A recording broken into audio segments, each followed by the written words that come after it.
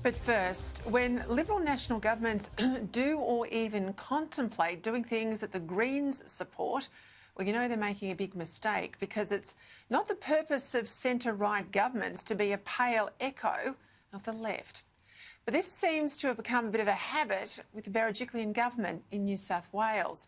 First, there was the poorly managed decriminalisation of abortion that failed to address real community concerns over late-term terminations that the Premier cooked up with a left-wing independent. A few weeks back, there was the plan to phase out coal based on modelling that the New South Wales Energy Minister Matt Keane refused to release to his federal counterpart. And given last weekend's heatwave reality that over 80% of the power keeping Sydney cool came from coal, well, Keane is dumb, as well as being a renewable energy zealot. And now today, leaked reports about the latest activist madness to corrupt the New South Wales Liberal Party with a plan that's gone to Cabinet aimed at decriminalising the use of ice and other party drugs. Supposedly, we're told, because drug crime is clogging up the courts. I mean, come on. The idea that it's ever okay to use some drug cooked up in a backyard lab by a bikie gang is just crackers. Even the New South Wales Labor Party is scratching its head at this latest folly, which is in itself telling. We're told this plan was debated around the Cabinet table on Monday night, put up by the Attorney-General Mark Speakman, supported by moderate Gareth Ward, who, given his history, should be lying low on something like this, but there you are. The Daily Telegraph today reports that Speakman sold this stupid plan as a way to save money by unclogging the courts. So a short-term win on the cost of administering justice for Speakman. What are the long-term impacts on other portfolios? Mental health issues from addiction, a spike in crime when users run out of money or lose their families, jobs or home, when weekend use spirals out of control, as we know it so often does in the case of illicit drugs. And illicit drug users on the weekend become day-to-day addicts. I can't fathom how any minister can be so short-term and negligent, but Speakman, you are. Now, the spin about all of this in the Cabinet room, we're told, was that this plan, says Speakman, is not about legalising drugs or even decriminalising them. But what do you call something that allows people to be picked up by the police for possession of illicit drugs, yet instead of throwing the book at them and throwing them in jail or certainly putting them before a judge, they're let off with a warning? And then only after that, an unenforceable infringement notice. And only on the fourth such notice does it escalate into something more serious. If this gets up, New South Wales will be tougher on smoking cigarettes than using ice. Are we really that stupid? Is this really what the people of New South Wales elected the Berejiklian government to get done? Is this really what Liberal voters expect of a Liberal government? And more, it feels like there's a growing takeover of the New South Wales Liberal Party by people who would be better off in the Greens.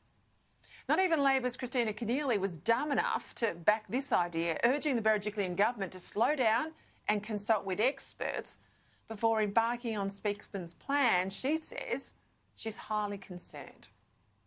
Now, when asked about it today, the Premier had this to say. Can I make the position very, very clear? We will not be decriminalising drugs in New South Wales, and I can't be clearer than that. I don't support it. My government will be not going down that path, and I can't be clearer than that. Now listen carefully there. Won't be decriminalising illicit drugs in New South Wales. Now that might sound as though Speakman's stupid idea is dead, but it isn't. Because, and it's all about the legal language here, letting people off with a series of warnings and then these unenforceable infringement notices, a bit like parking tickets, and only prosecuting the fourth offence amounts to decriminalisation, but in strict legal technical terms, it's not. So don't for a minute take any comfort from what the Premier said today unless journalists follow her up tomorrow and she categorically rules out any change to her state's drug laws. This constant repetition that we've lost the war on drugs, so we have to legalise and manage it, is just plain wrong. Murder and domestic violence are a scourge on our society. We've had laws in place for centuries We spend billions and billions of dollars each year trying to prevent them, yet both crimes are still with us. And no one's suggesting there, are they, that we roll over and decriminalise murder or domestic violence, or we just, give perpetrators a warning? That's not what they're suggesting. So why do we do it with illicit drugs? Well, Speakman and his green-esque colleagues need to spend a Saturday night in a hospital emergency department and then go back to Cabinet and tell them ice possession warrants nothing more than a slap on the wrist and a little bit of a warning. Where is the New South Wales Liberal government's backbone here? This sort of watering down of drug policy is the Greens' holy grail. So why is it even being discussed at a Liberal Party cabinet room? I want to hope that the Premier clarifies her all-too-cute spin tomorrow.